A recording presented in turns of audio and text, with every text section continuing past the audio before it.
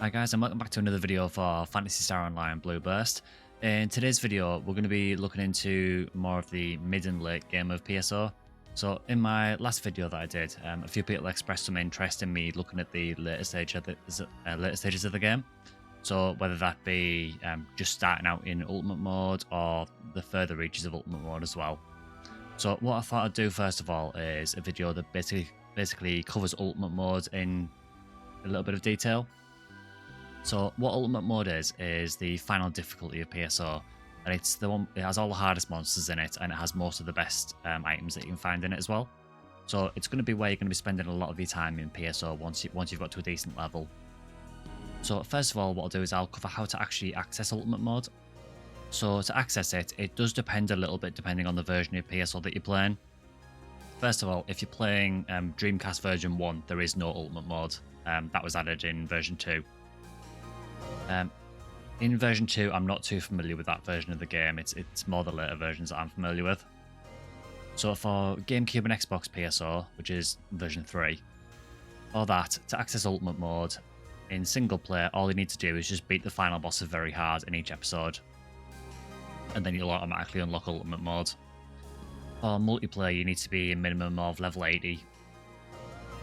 For Blue Burst, it's a little bit different. So generally what happens in Blue Burst is it's usually about level 90 to access Ultimate. And quite often what you'll find is that it's actually split between episodes. So back when the official servers were up, the requirements were level 90 for episode 1, level 100 for episode 2, and level 110 for episode 4. And just to cover it again for anyone who didn't see the last video, there is no episode 3 in this game. Episode 3 is a completely different game for the GameCube that's actually a card-based battle game. So it's a completely different thing. So generally you want to be aiming for level 90 to access Ultimate. And the way you access it is just like any other quest online really. So all you need to do is just go to Organize Party at the information counter. This is at any lobby. Go either create a party or join a party. So if you just want to join people that are already in a game, you can just go and join a party and just look for a game that's running in Ultimate Mode and just join that. If you want to create a party, you select that and then you select the episode you want to play. So we'll cover episode 1 for now. And as usual, put your party name and your password in.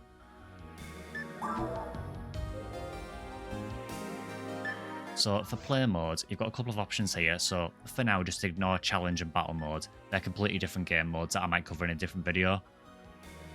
So apart from that, you've got normal or one person. So normal mode is enemies with full stats. So they're effectively multiplayer scaled, and they give a little bit more experience. Same drop rates and everything. Just that the enemies are a little bit tougher, and there's usually a little bit more of them as well in the regular areas. This is for if you want to play with other players, really. So if you want to make a game and then have other people join you, you want to be selecting normal. And this normal is not to be confused with the normal difficulty. That's a separate thing. You can see on the screen at the moment, there's actually 2 options for normal. So you've got play mode normal and difficulty normal. So play mode normal just indicates that you want a game that is joinable by other players. Alternatively, you can do one person mode, which, as its name suggests, is just a solo game. The enemies have slightly weaker stats, so they're a bit easier to deal with, and they give slightly less experience, but again, it is the same drop rates. So for the purposes of this video, we'll just do one person mode. And then in difficulty, obviously, we've got our normal, hard, and very hard, and then ultimate is what we're talking about today. Now, on this server, we have a mode called Anguish mode, and just a reminder, this server I'm playing on is called Ephonia, and I will leave a link in the comments, a link in the description to let you know how to access this server as well. There are plenty of other private servers as well for PSO, so don't feel you have to choose Ephonia. It's just the one I prefer playing on personally. So what Anguish mode is, this is a thing that's exclusive to Ephonia. Other servers might have something similar. Essentially allows you to beef up the stats of the monsters even more in return for bigger drop rates. So the drop rates will get a bit better for you, but the enemies will be a lot harder. I typically don't bother using it. So we'll just create our game. So if you can hear the music bugging at the moment, it's not actually a fault with the video. It's actually a weird bug with Ephonia, or with this client. For some reason, when I spawn into Pioneer, the music skips like crazy. And by going out here and then going back again, it fixes it. No idea why it does that. But anyway, so when you spawn into Pioneer in episode 1, there's a couple of very minor differences visually. So first of all, normally in normal hard and very hard, you can see the planet Ragol and you're in space. But for some reason in Ultimate, it's just a cloudy sky. I've got no idea why they decided to do that, because that to me implies that you're already on Ragol. Next up, the only other real differences are, for some reason, the floor is a different colour in Pioneer. I think some of the lighting effects might be slightly different in the, like those sort of strobe lights that are going around in paths on Pioneer. They might be a different colour. I can't remember offhand. But that's more or less it. So the main difference with Ultimate mode is how it affects the actual areas. So I think the best thing to do is to just go down to the planet and just show you exactly what I mean. So we'll start out with where you'll actually start out in Ultimate mode, which typically you'll want to start out with episode 1 Forest. And as soon as you spawn in, you'll notice the first main difference in Ultimate mode, which is in episode 1 at least, all of the areas actually have visual makeovers. So the forest normally is in the middle of the day, but in Ultimate mode it's actually at sunset instead. There's also other little miscellaneous changes, like for some reason the boxes are a different colour. These are normally like a very light grey or white colour, and for some reason they're darker in Ultimate. The contents are pretty much the same, it's just that obviously you will get slightly better things from them with it being higher difficulty. So the Mazetta drops from boxes will be a little bit more. And you'll find things, that's actually quite useful actually. So you will find things like special weapons in boxes as well. You can get them in other difficulties as well, but in Ultimate you'll notice it more often and they'll be a little bit higher quality. So other things that change in Ultimate. So when we get to our first room, you see these enemies in here. So in episode 1, the majority of the enemies in episode 1 in Ultimate get a complete makeover and look completely differently.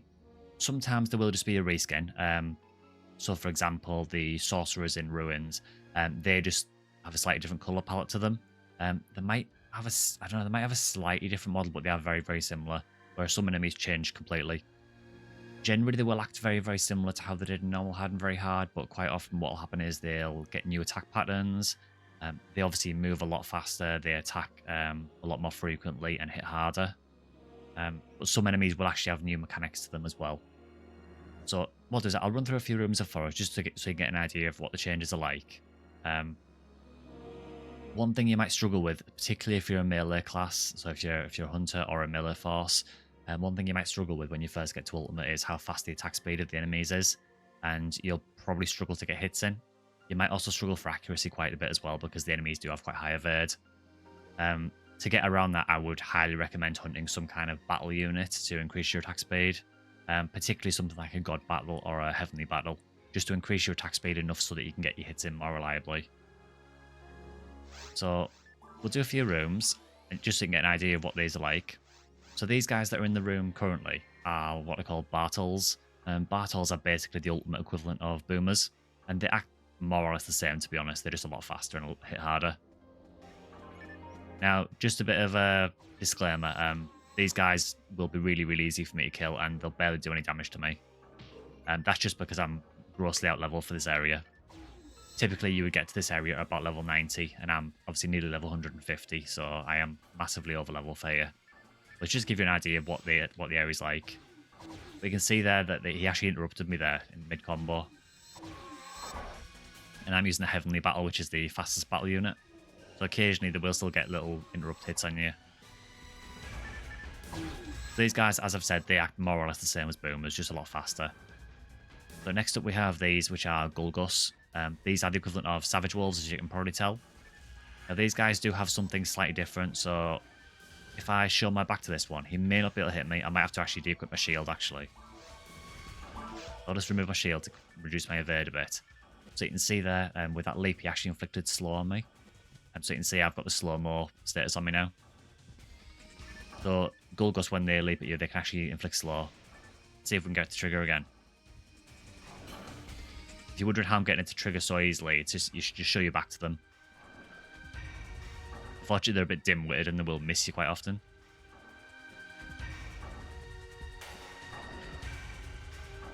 Yeah, well, you saw it the first time anyway. So that is Gulgus, and the equivalent of the barbarous wolves, like the pack leader ones, are called Gulgus Gews, and they inflict paralysis instead, which is actually quite annoying because paralysis doesn't wear off. You have to actually get rid of it with either an anti-paralysis or a soul atomizer. So next up, as you can probably hear, we've got the equivalent of the Monest. So this is a Mothvist, and they spawn Mothverts instead of Mothmans. And main difference with these is they attack a lot faster. They have a little bit more health. They can actually take a hit. And I know that Mothverts can inflict poison on you when they stab you. I can't remember if normal moths can do that or not. I honestly don't spend a lot of time in normal hard and very hard, so I can never remember what the enemies they actually do.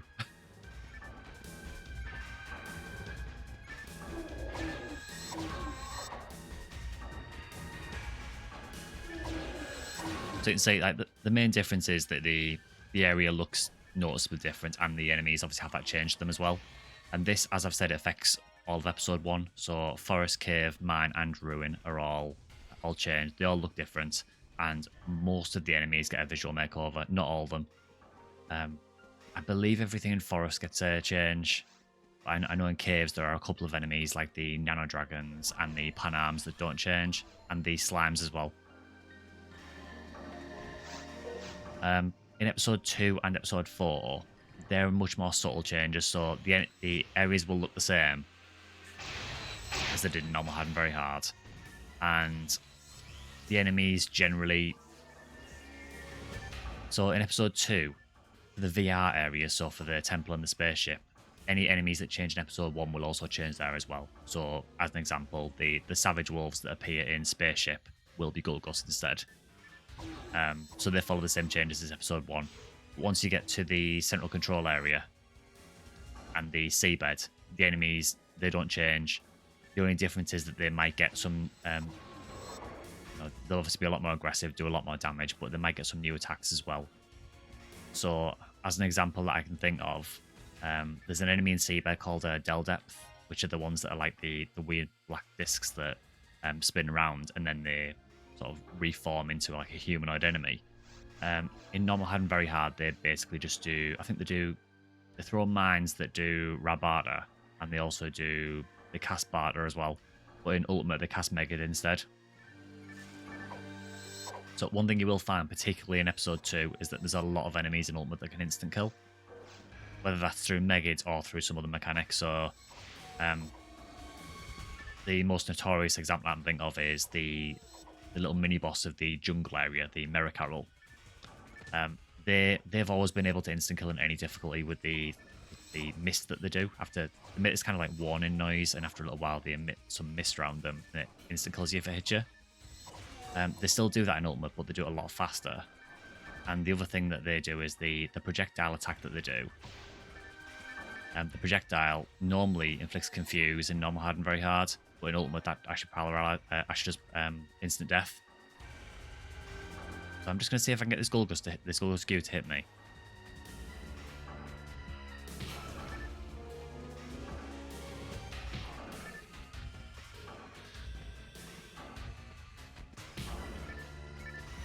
So it probably won't paralyze me now that I actually want him to. There you go. So you can see he's actually inflicted paralysis, so I can't attack now. So obviously that's a lot more annoying than they are in normal hard and very hard. They still do some of the same things as Savage Wolves, so that they still howl when the leader dies and things like that. It's just that the leap attacks that they do have that extra status on them.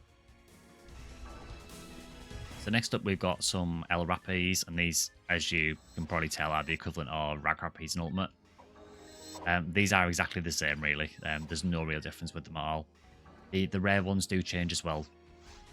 So the rare Rappy will change into a different one as well. So instead of Al Rappy, it's Pal Rappy.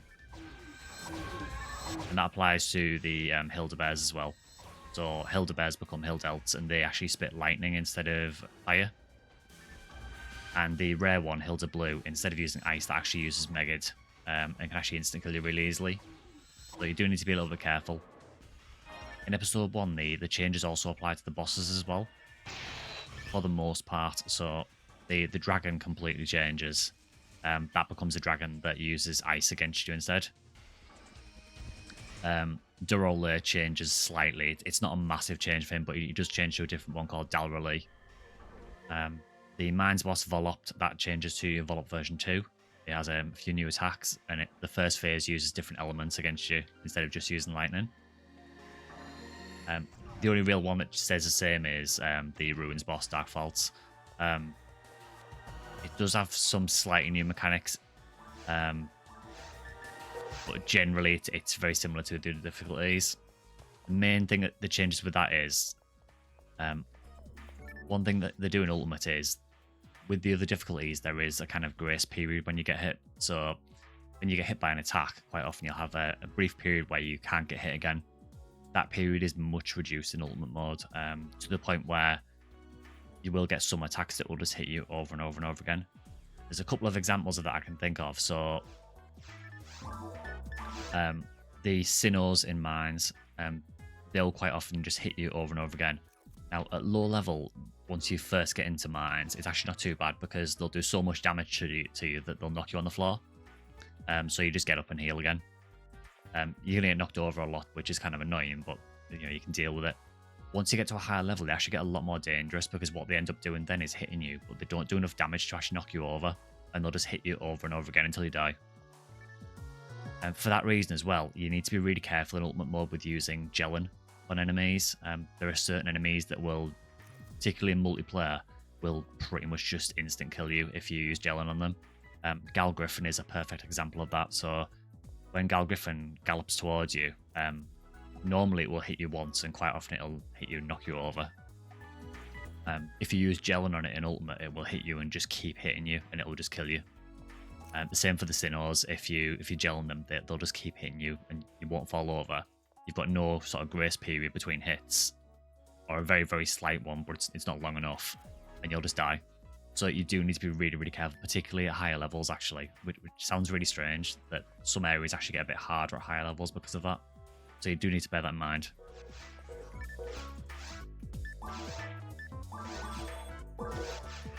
So that's the first thing that changes in Ultimate.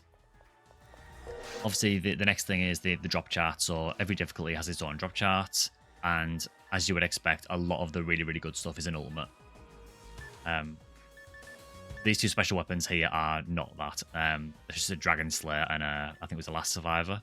Yeah, I got them on my last run when I was doing a previous recording. So what we'll do is we'll go to another area just to give you another idea of how things change. So we'll go to Cave. So on the subject of drop charts, what you'll want to be doing when you get to Ultimate is looking at your section ID of your character. And you'll want to look for certain areas and just have a look and see what drops in each area. Now, I know that for Skyline, having played this ID a ton, I know that Cave in Episode 1 is one of the best areas for drops. It's got a ton of really useful stuff. You can get Sanga, which is one of the katanas that you use to make this weapon here. You can get the Chainsword, which is... this weapon is a really, really solid sword for hunters. You can get some of the red weapons, so I think there's red daggers, red slicer. What's the other one? Red dagger, red slicer.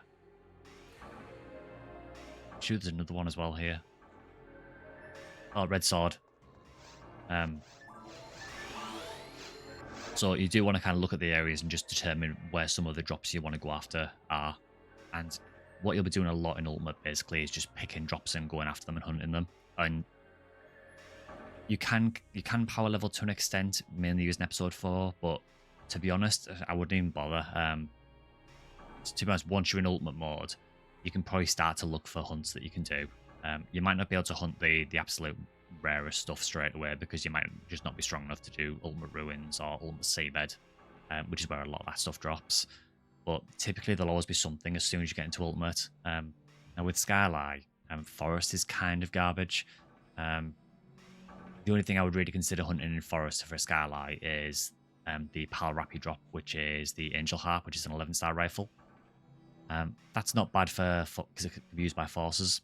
But apart from that, I would probably just ignore Forest for Skyline, really.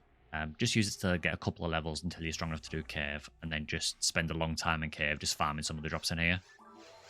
Obviously, the area that you choose will depend a lot on what section ID you are. So there are some IDs that will have terrible curves. Some might have amazing forest. It's going to depend a lot on what your section ID is, so just bear that in mind. So as we do a few rooms of cave, we've got these guys first. These are Vulmas, and these are the equivalent of evil sharks. And again, attack pretty much the same as the evil sharks, just a lot more aggressive.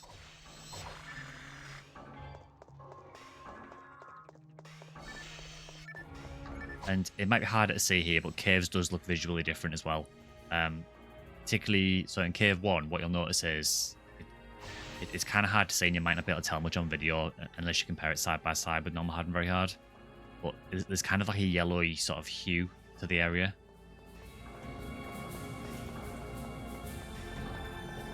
So we'll do a couple of rooms. So now we get the interesting enemies. So I'll try and kill the other stuff around it, just so you can talk about these guys a little bit. So these guys are the equivalent of Poison Lilies in Ultimate, and they're called Ob Lilies. Now, they do a lot of the same things, so they still do this like peck attack that they're doing now. And if I do enough damage to it, it will do like the spin that they do where they kill themselves, and it'll still paralyze you if you need it. The main difference with these guys, though, is they do not spit poison, and you do not want to get hit by them. So what these do, if I move away, is they actually spit Megid.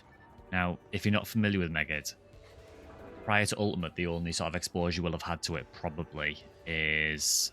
I know Dark Felts can use it, but it's a really low level one. Basically, what Megid does, it's a dark technique, and it instant kills. It either hits you and does nothing, or it instant kills you. Now, just to show that, just so you know I'm not lying, I would now demonstrate this. There you go. So, yeah, you don't want to get hit by that. Now, they are quite easy to kill, you know, they don't have a massive amount of health, but having played normal hard and very hard, you're probably aware that lilies do spawn in quite large numbers in a lot of rooms, particularly in quests. Not so much in normal runs, but in quests definitely. So now you need to bear in mind that each one of those lilies is going to actually have an instant kill move. Now, there is ways around that. You can use equipment to pump your dark resist up. If you're not familiar with resistances, you probably won't be able to see it because of where my webcam is, but basically when you go into your menu and go to your resistances, there's a resistance called EDK, and that's your dark resist. If you pump that up, you can actually you can reduce or negate the chance of Megid killing you depending on what level Megid it is. Now, with the lilies, it is complicated a little bit more by the fact that the rare lily actually has a random level Megid. So the rare version is called Mill Lily, and when that spawns, it has a random level Megid. Now, if the Megid that Mill Lily has is a higher level than the Ob Lilies that it spawns with, they will all get an increase in their Megid level to the same level. So, for example, if the Mill Lily spawns and it has Megid level 20, then all of the lilies in the same spawn will have Megid level 20 as well, which makes it quite scary potentially. So you do need to be very, very careful. Easiest way to take care of lilies when there's multiple spawns is generally I will stand next to one to get it to do this attack here, then take care of the other one. Because while you're standing right next to them, they will never spit Megid at you. They'll always just do this attack here. And if you stand far enough away, this won't hit you either. So there's like a sweet spot you can stand in. It's really useful, particularly if you get a lot of them. So next up, we've got the Crimson Assassin. So this is the equivalent of the Grass Assassin. And the main difference with these guys is when they spit at you, they freeze you instead. So normally Grass Assassins will spit like an adhesive that just sticks you to the ground and prevents you from moving, but you can still attack. With Crimson Assassins, they just freeze you solid so you can't move or attack. Now, you may know this already, but the quickest way to get out of freeze is either have someone else cast anti-level 7 on you if you're a multiplayer, or just mash the analog stick left and right as fast as you can and you'll break out of it sooner. That's not just a meme, like you literally do break out sooner. Just another little tip as well, which is quite prevalent for Ultimate mode. Obviously, a lot of areas have traps. So, do I have a trap vision with me? I don't think there's any here. If you come across a trap in ultimate mode, they can do a lot of damage, and the easiest way to get past them, if you can't destroy them, the easiest way to get past them is just to put your menu up like this. So it might be hard to tell where it does, but basically, if you just try and walk past a trap, your character will get near it, and they kind of treat it as an enemy. And when you go near enemies, you actually start walking. So you'll walk really slowly past the trap, and quite often it'll detonate and hit you while you're still in range. So what you want to do is just hold your menu open, because while your menu's open, you'll constantly run. If you're moving while your menu's open, you'll just run instead. So I might be able to show you this actually if we get the right spot on. So we've got a Nano Dragon here. These guys don't really change normal, they're just a lot stronger. You can see not all enemies do change.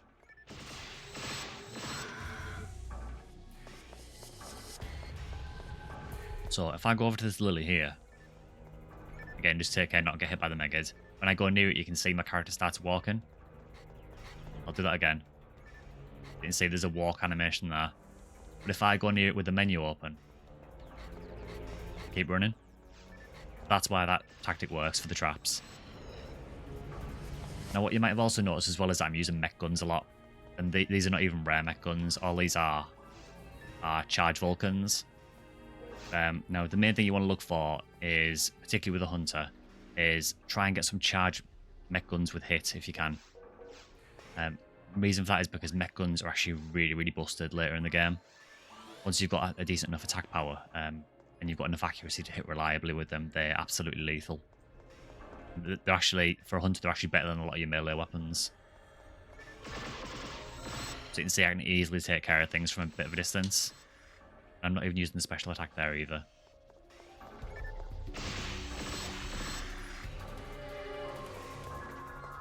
So I've got another assassin.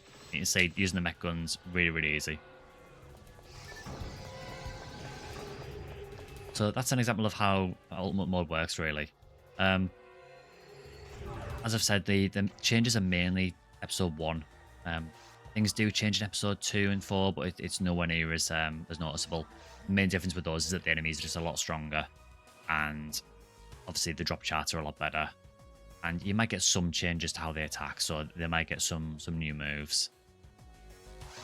But typically, most of the changes are going to be noticeable in episode 1. Now, there is some other little elements I just want to quickly talk about as well. So, as you kill things in the game, in any difficulty, quite often you'll come across these Photon Drops. Now, Photon Drops they drop as a red box, which makes them infuriating because you'll be hunting some really rare item, and see a red box, and you're like, oh yes, I finally found my rare that I've been hunting for months for, and you go over to it and it's a Photon Drop. They are the biggest troll in the game. However, what they are is they're actually used as a currency. So when you get into when you get the Photon Drops, there is actually a quest in episode 2 called Gallon Shop, and you can go into that, and there's several things you can do in that quest. You can actually get new items from it, some of which are actually really, really decent. So you can actually get some items that you can use to upgrade armors and things like that. There's some items you can use to upgrade other rare weapons. So, for example, if you get an item called the Monkey King Bar, you can then use an item from that shop called the Blue Black Stone, which will turn it into the Black King Bar, which is a much stronger double saber. Similarly, there's things like Photon Boosters, which can upgrade weapons like the Frozen Shooter to the Snow Queen. So there's quite a lot of things you can get from that shop. So even though you might not want a Photon Drop when it actually drops, they do have a use at least, and you can actually get some really reasonable stuff from there. You can also use them to trade for Photon Spheres as well, which are used to actually add more attributes to your weapons and make them stronger. So there is always a use for them. So typically what you'll do, once you've got into Ultimate and you're at a reasonable level, eventually you'll get to a point where you're reaching what you describe as the end game. And typically what that will revolve around is you'll probably pick something that's incredibly rare, and you'll just spend hours and hours and hours, or days, or months, or years, but in this particular uber rare. So that would be things like, if you're a Force, you might want to hunt the Psycho Wand. If you're a Ranger, you might want to hunt something like Heaven Punisher. With a hunter, you might want to try and hunt something like the Lavis Cannon or the Sealed J Sword. And these are all incredibly rare items that, in all honesty, you probably won't find unless you dedicate a lot of time to it or are very, very lucky. But that is one of the main sort of catalysts of PSO, is that you will spend a lot of time hunting these ridiculously rare items, and it adds a lot of replayability to the areas, because as you can probably tell, the areas do get quite samey after a while. You can only run forest so many times before you've seen all the different spawn variations and you know what's going to spawn before it does. Now, by focusing on a particular item and just dedicating the time to it, it makes the experience a lot better because you've got something to work towards. So, for example, with Skylight, you might want to hunt the Chainsword. Once you've got that, then you might want to hunt something a little bit stronger. So then you might want to go to episode 2.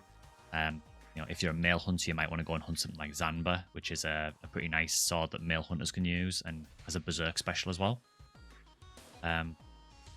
Or you might want to go for the ridiculously hard drops, so things like Sealed J Sword. So that's a kind of overview of how the game evolves, really. You can also, if you do want to just try and level as fast as you can, I'd just advise probably just playing episode 4 in Ultimate as soon as you're strong enough to do it, because the experience in that episode is massively scaled up compared to the episode 1 and 2. The downside is that it is quite difficult when you first get there, so you probably will need some levels behind you before you can actually take out the enemies fairly easily. Once you can do that though, episode 4 is ridiculous for leveling, so I'd probably focus on that for leveling. And there's some really nice items in there as well. Episode 1 and 2, particularly episode 1, mainly just for rares, because you will get to a point where episode 1 experience, even in Ultimate, isn't that good for you. It does fall off quite hard after a while. So with me, I'm near level 150, and for me, really, in episode 1, I'd need to be probably in mines or ruins to get any kind of reasonable experience for my time. Episode 2 is a little bit more experience, but it is a lot harder. I can't stress how hard episode 2 is compared to episode 1. And the main reason for that is just because of the amount of things that can instant kill you. So just be aware of that, and you might just want to build around it. With that said, what items would I recommend looking for to help you in Ultimate early on?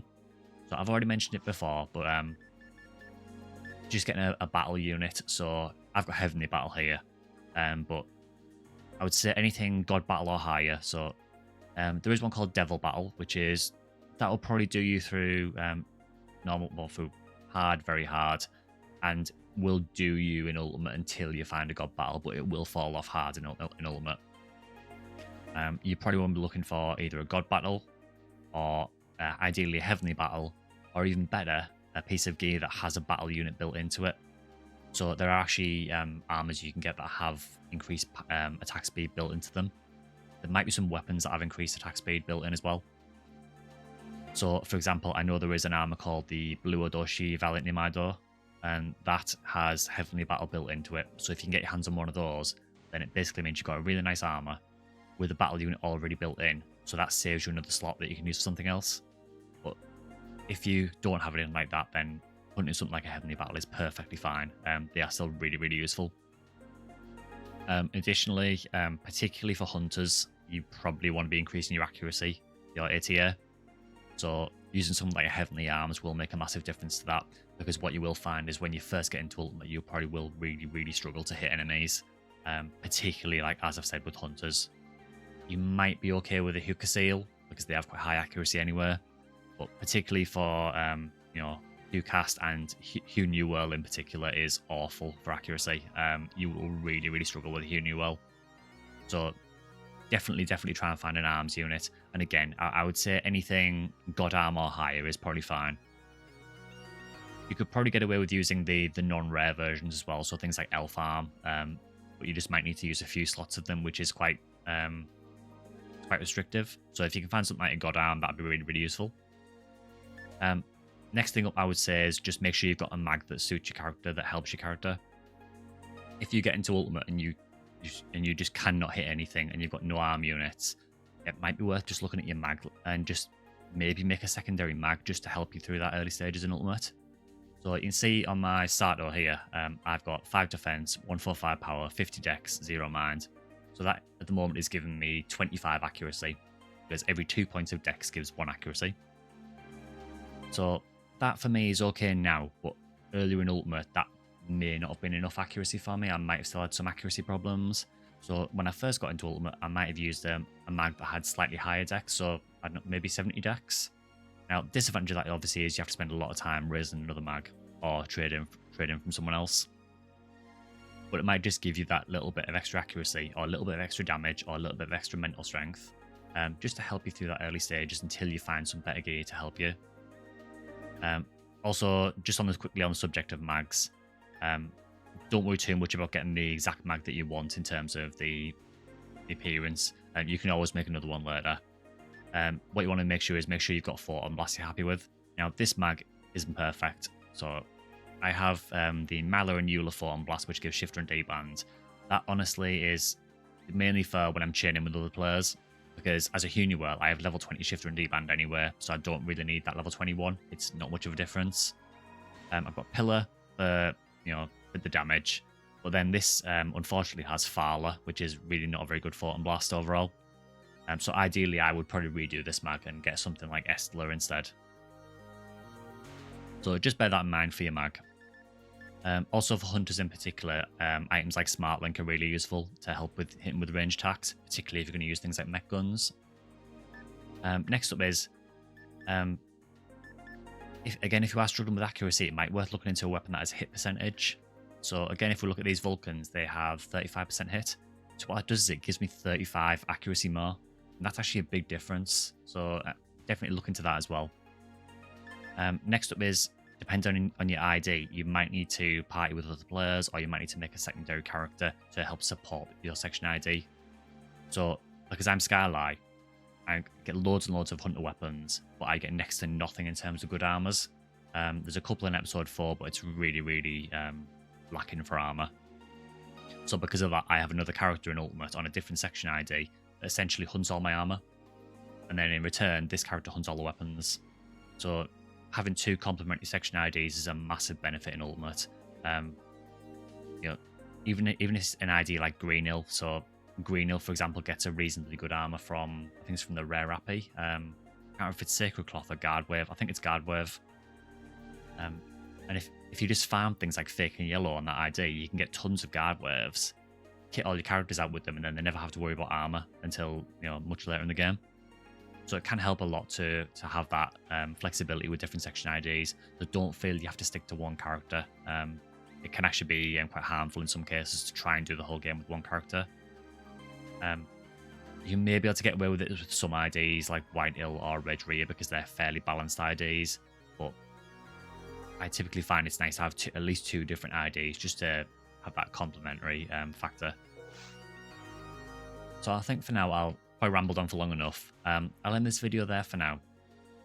If you've got any questions at all, just leave them in the comments. I will try and answer whatever I can, and I will do more videos on PSO Baby as well because I know a lot of people have been interested in seeing them. Any questions, leave them in the comments. I'll try and answer whatever I can. What I'll also do as well is in the description, I'll actually link a guide that I wrote years ago for PSO World, just about getting started in Ultimate and some strategies that you can use just to help you survive a little bit easier. And that'll also cover a lot of the things I've talked about in this video as well. It's just one I wrote absolutely years back for PSO World. So I'll link that in the description. I'll also link the site for FNA as well if you want to check out this server. And I'll also put a link to my other video as well there, just so if you want to start out with PSO, you know where to start from initially. But for the meantime, I'll end this one there. Any questions, leave them in the comments, and I will see you guys in the next video.